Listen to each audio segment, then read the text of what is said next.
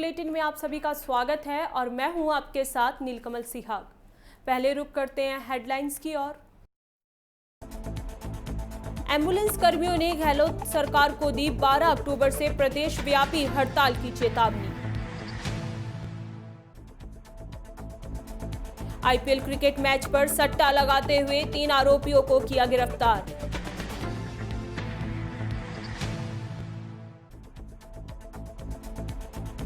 Indian federation of working journalist उपखंड देसुरी की बैठक आयोजित। और अब खबरें विस्तार से। राजस्थान के अशोक गहलोत सरकार इस समय कोरोना वायरस की महामारी से निजात पाने के लिए पूरा दमखम लगा रही है, लेकिन इस बीच एम्बुलेंस कर्मियों ने अपनी मांग नहीं मानने पर 12 अक्टूबर से प्रदेश व्यापी हड़ताल की चेतावनी देकर नई परेशानी खड़ी कर दी है। कोरोना काल में हड़ताल की घोषणा राजस्थान एम्बुलेंस कर्मचारी यूनियन की प्रदेश स्तरीय बैठक के बाद की गई। राजस्थान एम्बुलेंस कर्मचारी यूनियन प्रदेश अध्यक्ष वीरेंद्र सिंह शेखावत ने कहा कि हमारी 108 एम्बुलेंस के संचालन के लिए निकाली गई निविदा में संशोधन के अलावा कई मांगे हैं और सरकार ने बात नहीं मानी तो प्रदेश व्यापी हड़ताल शुरू कर दी जाएगी। और अब खबर राजधानी जयपुर से। पुलिस उपायुक्त जयपुर शहर पश्चिम प्रदीप मोहन शर्मा ने बताया कि झोटवाड़ा थाना पुलिस ने मुखबिर की सूचना पर आईपीएल क्रिकेट मैच पर सट्टा लगाते हुए मनोज कुमार मील, लोकेश कसवा और ओम प्रकाश सैनी को गिरफ्तार किया गया है। इस मामले में मुख्य आरोपित मनोज मील निवासी रामगढ़ सैठान अव्वल दर्जे को क्रिकेट सटोरिया है। थानाधिकारी विक्रम सिंह ने बताया कि मुखबिर से सूचना मिली थी कि थाना इलाके में स्थित श्रीराम अपार्टमेंट दादी का फाटक में फ्लैट नंबर S2 में कुछ लोग क्रिकेट मैच पर रुपए दांव पर लगाकर ऑनलाइन सट्टे की खाईवाली कर रहे थे। इस पर पुलिस जाब्ता सहित मौके पर पहुंचा और फ्लैट पर दबिश दी तो तीनों आरोपित कलकत्ता व चेन्नई क्रिकेट मैच पर सट्टा लगाते हुए मिले। उनके पास से क्रिकेट मैच पर लगे लाखों रुपए का हिसाब किताब, ऑनलाइन क्रिकेट सट्टे के स्पीकर लाइन अटैची, एक लैपटॉप, एक कैलकुलेटर, एलईडी टीवी, एक सेट ऑफ बॉक्स, विभिन्न कंपनी के 10 मोबाइल बरामद किए हैं। इस कार्रवाई में स्पेशल टीम में बलराम, मालीराम और राकेश की महत्वपूर्ण भूमिका रही है। फिलहाल आरोपियों से पूछताछ कर इस नेटवर्क के बारे में जानकारी ली जा रही है। और अब खबर श्री गंगानगर जिले से। सूरतगढ़ में आज कोरोना महामारी से बचाव के लिए लोगों को जागरूक करने के लिए एक अभियान चलाया गया। प्राप्त जानकारी के अनुसार कोरोना से बचाव हेतु जन जागरूकता अभियान के तहत साइकिल रैली व मोटरसाइकिल रैली को वार्ड पार्षद श्री महेंद्र गोदारा, पालिका कर्मचारी सुनील कुमार लेखाकार द्वारा हरी झंडी दिखाकर रवाना किया गया। साइकिल रैली मुख्य बाजार से होते हुई वापस पालिका में समाप्त हुई। इस दौरान केवल कृष्ण आहूजा, अश्विनी कुमार, संजय कुमार, पूर्णराम, स्वच्छता निरीक्षक हरिराम बलदेव, जमादार, अन्य कर्मचारी उपस्थित रहे। और वहीं झालावाड़ जिले की डग पुलिस ने आईपीएल सटोरियों पर कार्रवाई करते हुए 5 लोगों को गिरफ्तार कर लाखों के सट्टे का हिसाब और सट्टा उपकरण जब्त किए। थानाधिकारी बन्नालाल चौधरी ने बताया कि मुखबिर की सूचना पर गुरुवार रात थाना क्षेत्र धामंदा खुर्द गांव की गोविंद सिंह के घर में चल रहे अवैध सटोरियों पर दबिश दी गई, जिनके पास से 11 मोबाइल, एक लैपटॉप सहित टीवी व सेटअप बॉक्स जब्त किए। साथ ही एक डायरी में लाखों रुपए का सट्टा हिसाब लिखा हुआ पाया गया। सटोरियों के पास 900 रुपए नगद भी बरामद हुए। आपको बता दें कि आईपीएल सट्टे पर यह डग पुलिस की पहली कार्रवाई है। पुलिस मामले की जांच कर रही है और इसके तार किसी बड़ी गैंग से जुड़े हो सकते हैं।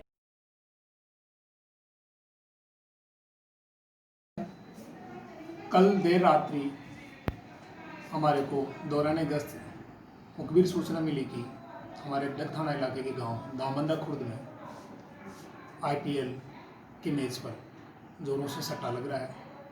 इस पर हमने मुखबिर की सूचना विश्वसनीय होने से नियमानुसार श्रीमान पुलिस अधीक्षक महोदया से सर्च वारंट प्राप्त कर दामंदा खुर्द गांव में प्रताप सिंह सुनोप नातू सिंह जाति सोंदे राजपूत के बंद कमरे में की तलाशी ली तो उसमें कल आईपीएल का मैच पंजाब और हैदराबाद टीम के पर चल रहा था, जिसमें 5 अभियुक्त जिनका नाम आजम, रियाज खान पुत्र रईसुद्दीन मंसूरी थाना डग, प्रताप सिंह व गोविंद सिंह जो कि मकान और खेत के मालिक थे, जिनकी सहमति से उस मकान पे ये आईपीएल का सट्टा चल रहा था। हमने इन सभी को मौके से गिरफ्तार कर इनके कब्जे से कुल 11 मोबाइल, जिनमें 4 एंड्रॉयड व बाकी 7 मोबाइल कीपैड मोबाइल, एक लैपटॉप HP कंपनी का, एक pen drive, laptop, charger, multiplug cable, एक टीवी, एक सेटअप बॉक्स और एक नोटबुक मिली, जिसमें लाखों रुपए का सट्टा उतरा हुआ था। और इनके जब तलाशी ली तो इनसे 970 रुपये बरामद हुए। मौके पर की कार्रवाई कर अनुसंधान जारी है। काफ़ी लोगों का नाम इसमें सामने आया है जो इस इलाके से इस जो नामी सटोरिया है आजम यहाँ का, इससे लोग जरिए मोबाइल पे संपर्क पे है और जिनसे अनुसंधान किया जाएगा। और अब खबर झुंझुनू जिले के उदयपुर वाटी क्षेत्र से। पंचायत चुनाव के अंतर्गत चौथे चरण के मतदान के लिए शुक्रवार को उदयपुर वाटी से लगभग 322 पोलिंग पार्टियां ब्लॉक के विभिन्न 44 ग्राम पंचायतों में पोलिंग बूथों पर रवाना कर दी गई। उदयपुर वाटी मुख्यालय के शाकंबरी रोड पर स्थित है खेल ग्राउंड में भी मतदाता कर्मियों को सुबह बुलाया और उन्हें मतदान सामग्री व पुलिस बल के साथ ड्यूटी स्तर पर भेजा गया। पोलिंग पार्टियों की रवानगी के समय उदयपुर वाटी SDM राजेंद्र सिंह शेखावत, तहसीलदार, थानाधिकारी, प्रशासनिक कर्मचारी की मौजूदगी में उन्हें तैयारियों का जायजा लेने के लिए कर्मचारियों को आचार संहिता के दायरे में निष्पक्ष मतदान करवाने की हिदायत दी है। पोलिंग पार्टियों को वाहनों में रवाना किया गया। पोलिंग पार्टियों को आपात स्थिति के लिए रिजर्व में भी रखा गया है। SDM ने बताया कि शांतिपूर्वक मतदान हेतु पूरे ब्लॉक को जोनल मजिस्ट्रेट तैनात किए गए हैं।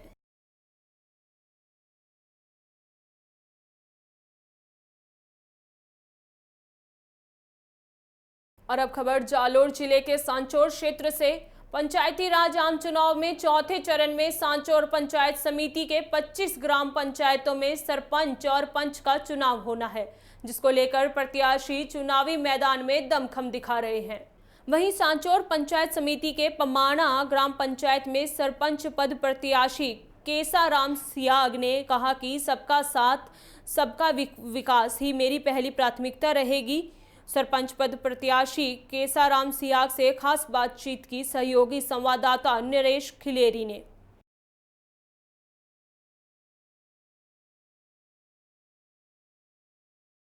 जालोर जिले में 3 चरणों में मतदान समाप्त हो गए शांतिपूर्ण और अब चौथे चरण के लिए सांचौर ब्लॉक की 25 ग्राम पंचायतों में चुनाव होने, उसको लेकर के गांव के अंदर उत्साह का माहौल देखने को नज़र आ रहा है और प्रत्याशी अपना प्रचार है जो कि वो जोरों से चुनावी मैदान के अंदर कर रहे हैं।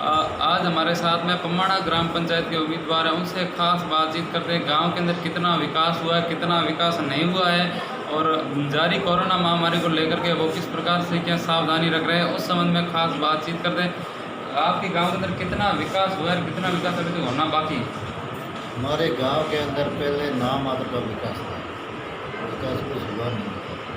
गांव के अंदर मुख्य पानी की समस्या है। वहाँ गांव के अंदर ट्यूबवेल करवाएंगे और घर घर कनेक्शन मिलेगा। तो आपसे पहले यहाँ पे थे ना सरपंच, उन्होंने कैसा यहाँ विकास किया? उन्होंने कुछ नाम मात्र के सरपंच रहे, बाकी कुछ किया नहीं। गांव के अंदर पानी, बिजली, शिक्षा ऐसे भी है कोई समस्या? पानी बिजली की समस्या है, उसका घर घर कनेक्शन दिलवाएंगे और कच्चा रास्ता है उसके अंदर सड़क बनवाएंगे और प्रधानमंत्री आवास से जो वंचित है उसको आवास दिलवाएंगे बिना भेदभाव।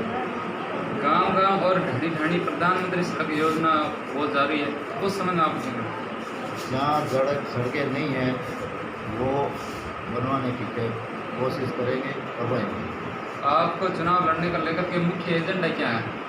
हमारे सबका साथ और सबका विकास। यह थे हमारे साथ में पमाणा ग्राम पंचायत से सरपंच प्रत्याशी केसाराम जी विष्णु। इनका कहना है कि गांव के अंदर सबका साथ सबका विकास ही इनका मुख्य लक्ष्य है। मैं नरेश किलेरी, सांचौर, जालोर।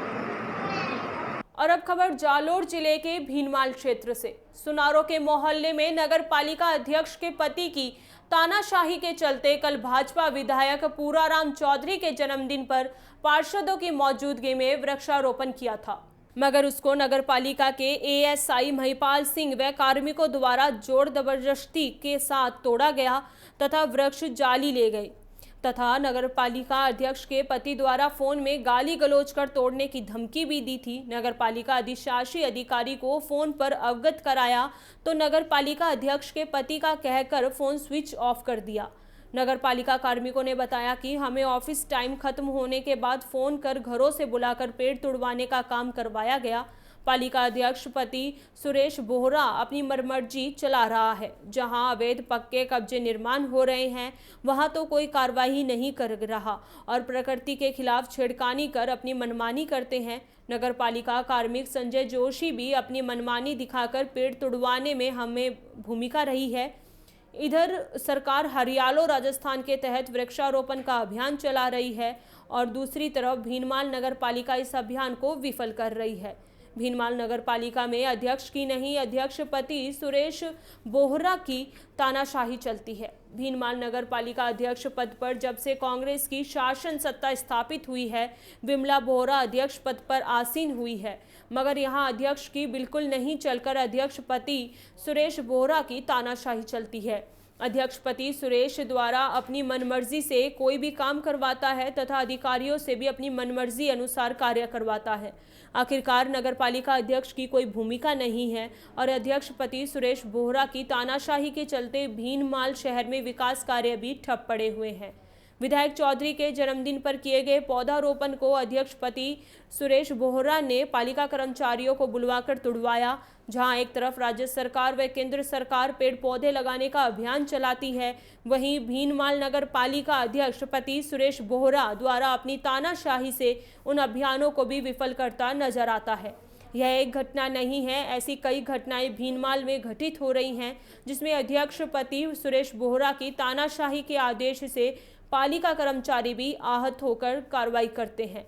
वैसे 15 सालों से लगातार भीनमाल में विधायक पद पर पूराराम चौधरी विराजमान जरूर है, मगर हकीकत देखी जाए तो इस तरह की वाकया जरूर चर्चा के विषय बन जाते हैं। चौधरी हमेशा भीनमाल की राजनीति में अग्रणी रहे हैं, मगर वर्तमान में भीनमाल में कांग्रेस का बोर्ड है, जिसके चलते आखिरकार पौधारोपण भी राजनीतिक विषय बन गया है।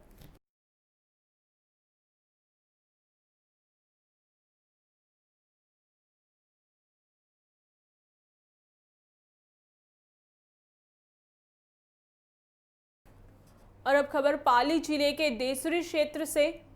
Indian federation of working journalist Rajasthan के प्रदेश अध्यक्ष उपेंद्र सिंह राठौड़ के निर्देशानुसार पाली जिला अध्यक्ष अरुण जोशी के आदेशानुसार देसुरी उपखंड IFWJ अध्यक्ष जगदीश सिंह गहलोत की अध्यक्षता एवं सलाहकार घीसू सिंह चुंडावत की सानिध्य में उपखंड देसुरी के पत्रकार की बैठक आयोजित हुई। बैठक को संबोधित करते हुए अध्यक्ष गहलोत ने कहा कि IFWJ पत्रकार हितों के लिए सदैव अग्रसर है और अग्रसर रहेगी। सलाहकार घीसू सिंह चुंडावत ने संबोधित करते हुए कहा कि संगठन हमेशा बड़ा होता है, संगठन से जुड़े रहना हमारे लिए सौभाग्य की बात है। उन्होंने कहा कि Indian federation of working journalist Rajasthan के बैनर तले आज यह बैठक आयोजित की गई। आप सभी को संस्था से जुड़ने के लिए हार्दिक आभार व्यक्त करता हूं।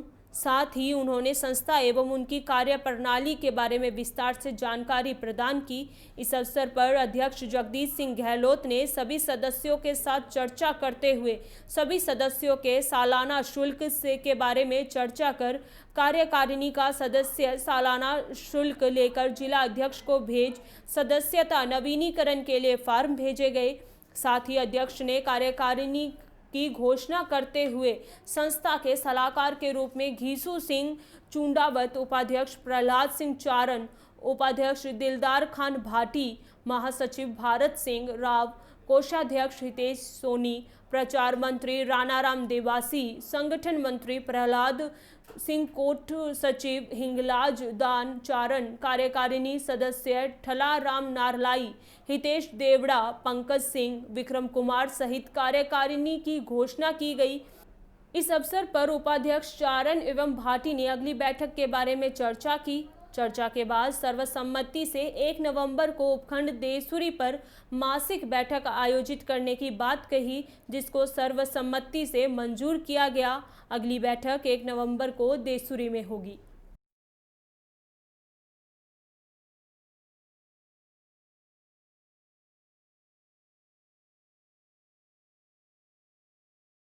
स्टेट न्यूज बुलेटिन में फिलहाल के लिए बस इतना ही। देखते रहिए डीपीके न्यूज। नमस्कार।